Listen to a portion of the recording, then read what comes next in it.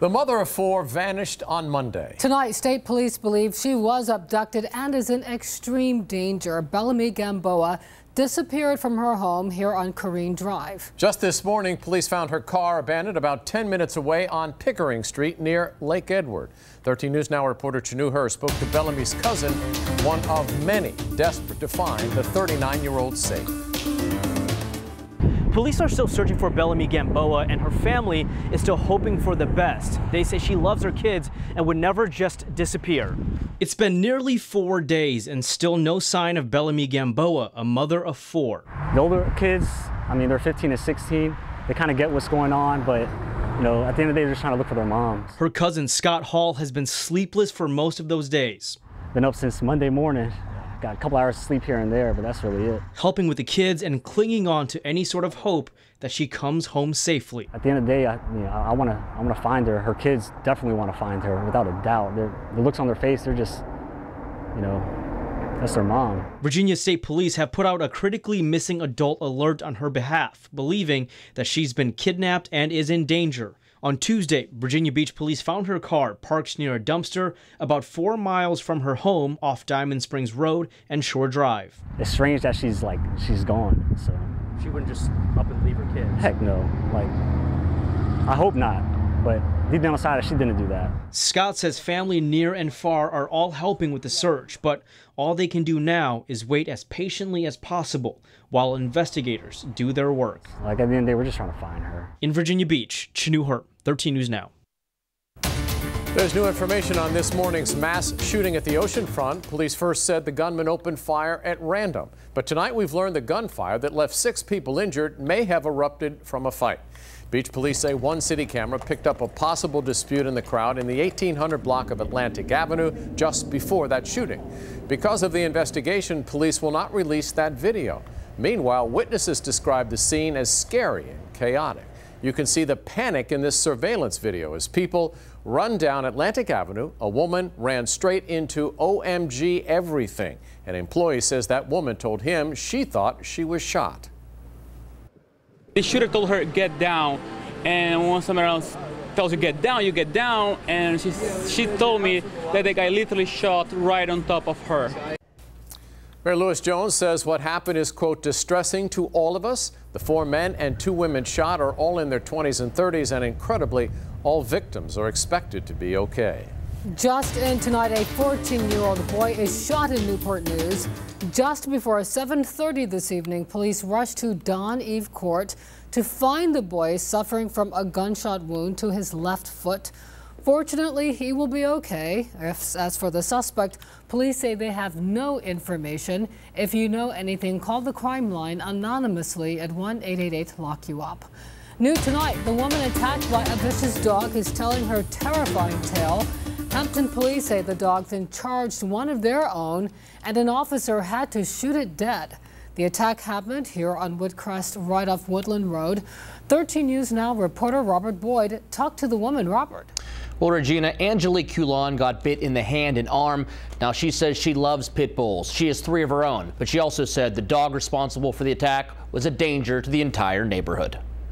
And then that's when Angelique Coulon says she thought her whole thumb had been bitten off. It's pretty mild. There's no nail on it. There's holes all. It's just horrific looking. Angelique says she had just walked out the front door around noon Thursday at her home on Woodcrest Drive when a neighbor's pit bull came running into the yard. From around the car, and I was like, excuse me, what the hell?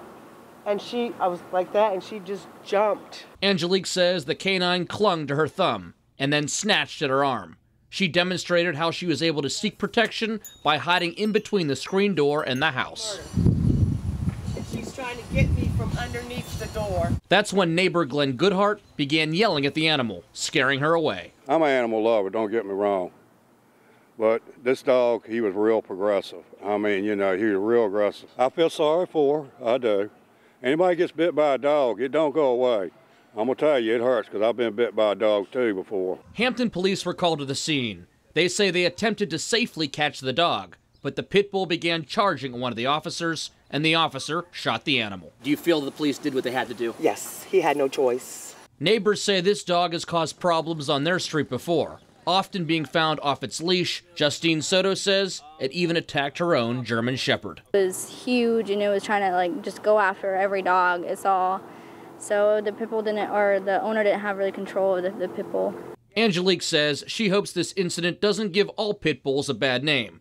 Despite her injuries, she does not blame the dog. I just feel bad that, owners don't take enough love for their pets. That's an owner thing.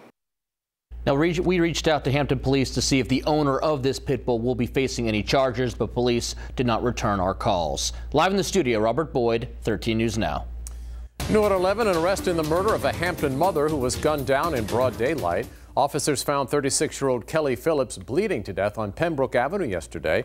Tonight, 62-year-old Gregory Burwell is behind bars facing a bunch of charges, including second-degree murder. Police say the two knew each other, and Phillips was shot after a physical confrontation with Burwell. Today, one of her closest friends is still at a loss for words. It breaks my heart that she's never going to get to see her kids graduate, get married, have kids, be a grandma. She's got hard gold, and she was always trying to better herself for her and her children. Burwell remains in the custody of the Hampton City Jail. We'll let you know what happens when he faces a judge, which could be tomorrow morning. A third person is under arrest connected to a cold case murder in Suffolk. 22-year-old Anthony Hale was charged on Tuesday. Justin Francie and Joshua Williams were arrested a week ago. All three face several charges, including involuntary manslaughter. The charges stem from a July 2017 shooting on Gloucester Street downtown. 26-year-old Brandon Hudgens was killed. Another man was hurt. Firefighters been sent to the hospital after fighting a massive factory fire in Portsmouth. A house nearby was also evacuated. The building went up in flames this afternoon on Seaguard Avenue. Fire officials tell us the business is Marine Environmental Services. There were people inside the building when the fire started, but no one was hurt. The fire marshal is investigating what sparked that fire. Over to Washington, where there's another cabinet shakeup. Embattled EPA Administrator Scott Pruitt has resigned. The president made the announcement in a tweet. Pruitt has been embroiled in scandal for months and is the subject of several ethics investigations. Arlette Sines has our coverage. Scott Pruitt took part in 4th of July festivities at the White House just yesterday, but the embattled EPA administrator is now out. President Trump announced the resignation in a tweet, saying, "Within the agency, Scott has done an outstanding job, and I will always be thankful to him for this." Pruitt has drawn the president's praise for rolling back environmental regulations, but his time at the EPA was overshadowed by scandal after scandal, including a real estate deal where he rented a Capitol Hill apartment for just $50 a night from the wife of a lobbyist. This was like an Airbnb situation. You only paid for the nights you were there. That's exactly right. But that's kind of a sweetheart deal. Pruitt faces at least a dozen investigations across multiple government agencies and was repeatedly accused of using his position for personal benefit. He installed a $43,000 soundproof phone booth in his government office. Pruitt took frequent first-class flights and private jets and even reached out to the CEO of Chick-fil-A to secure a franchise for his wife. My wife is an entrepreneur herself. I love, she loves, we love.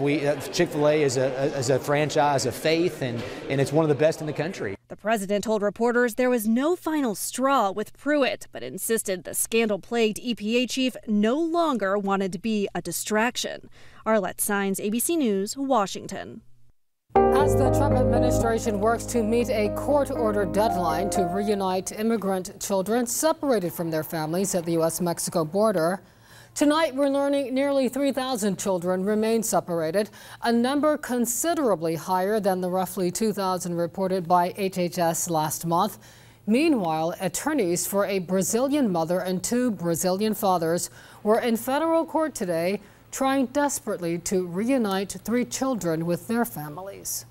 Of you to find where are the reunited kids now? The injunction's been in place since June 26th. How many kids have been reunited? Has the government told anyone that? How many kids have been reunited? What we're doing is what every lawyer in America should be doing. We're keeping the government's feet to the fire. The lawyers say the government is breaking the law by not reuniting immigrant families.